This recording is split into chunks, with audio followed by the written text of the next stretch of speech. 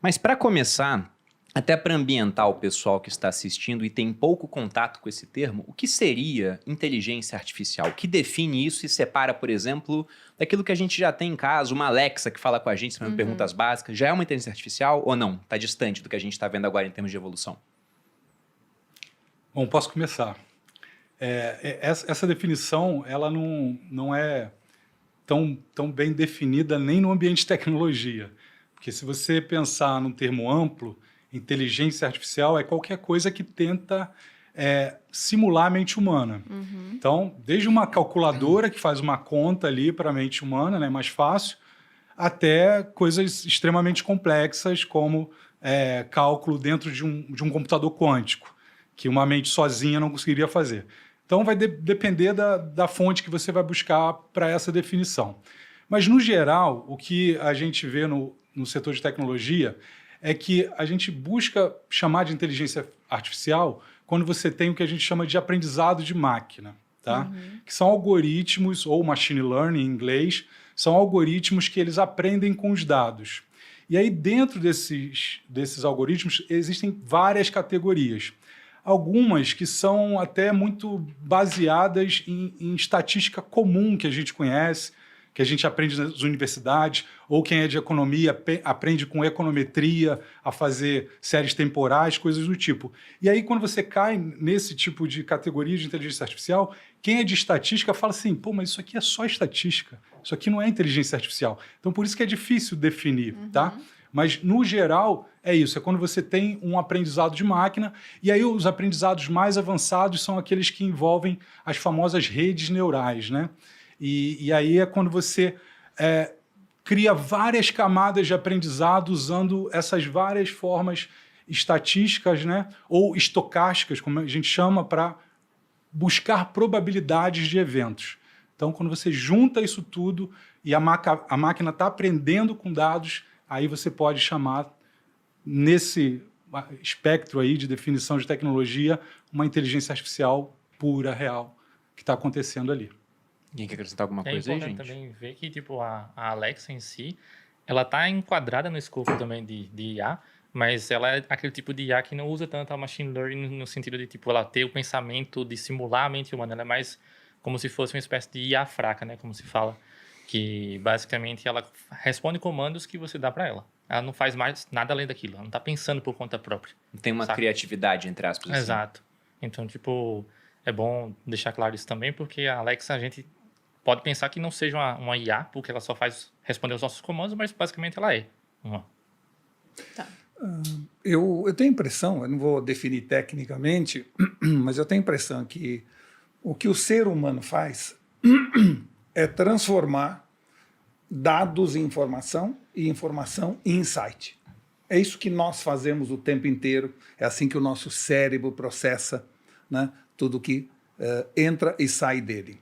E o fantástico que está acontecendo neste momento, já que a Alexa tem vários anos, o que a gente está percebendo com o ChatGPT, mas com outros também, é que pela primeira vez eu tenho visto, para meu espanto e ao mesmo tempo fascinação, é que a inteligência artificial está recebendo dados, transformando em informação e, em seguida, gerando insights.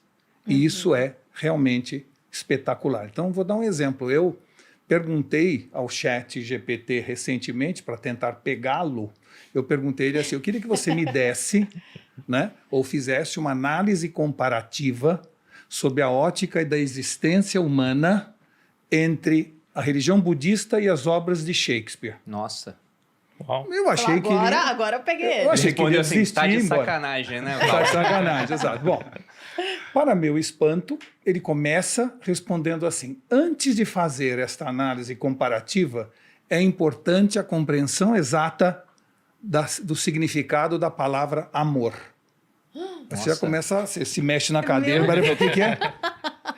Ele continua dizendo o seguinte, houve na progressão da civilização um reducionismo da palavra amor.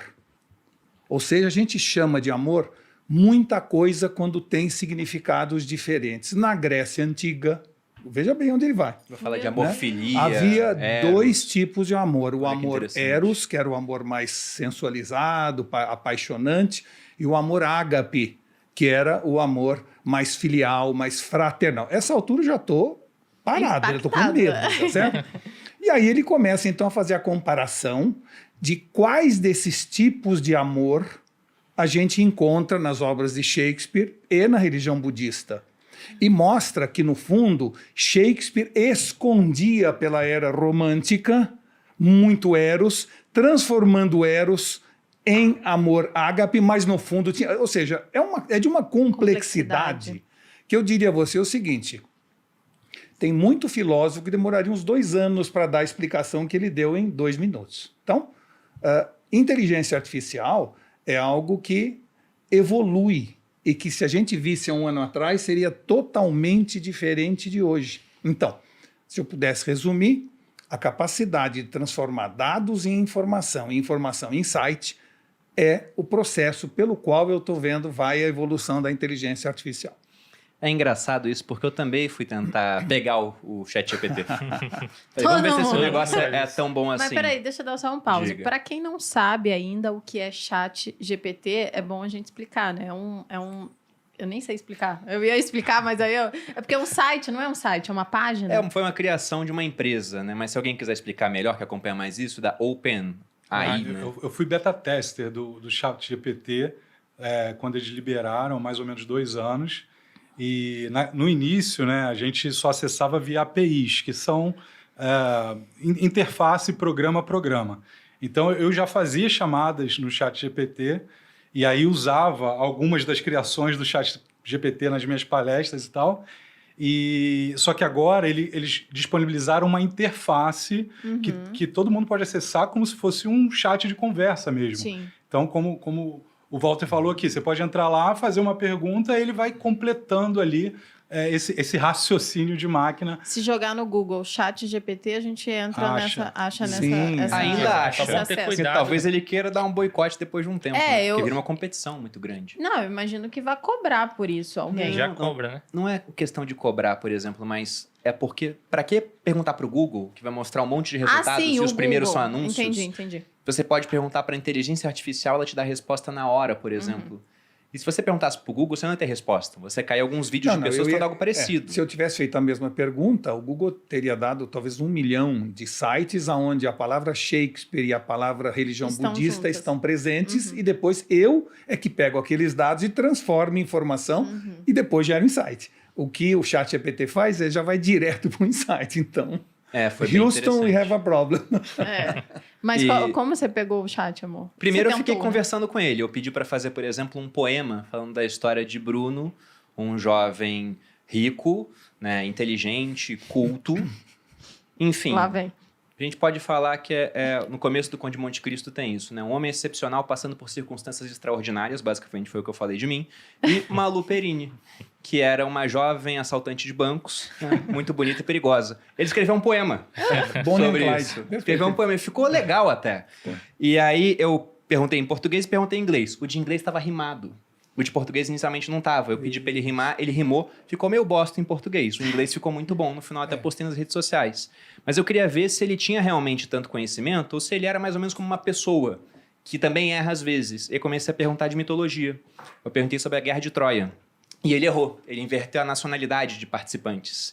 Ele falou que Paris, que era um príncipe troiano, era grego, e que Helena, que ficou conhecida como Helena de Troia, mas que era de Esparta inicialmente, era troiana. Eu falei, Mas olha só só. uma Aí eu única tirei print pessoa- pra me gabar. Mas Mas isso ele errou agora, não erra mais daqui a um tempo, né? Claro. Mas falei, Bold, eu te interrompi. Não, só uma única pessoa que ia entender que ele errou. Descobrir você, né? Que estuda Não, isso. quem gosta daquilo Ninguém mais ia saber. ia entender.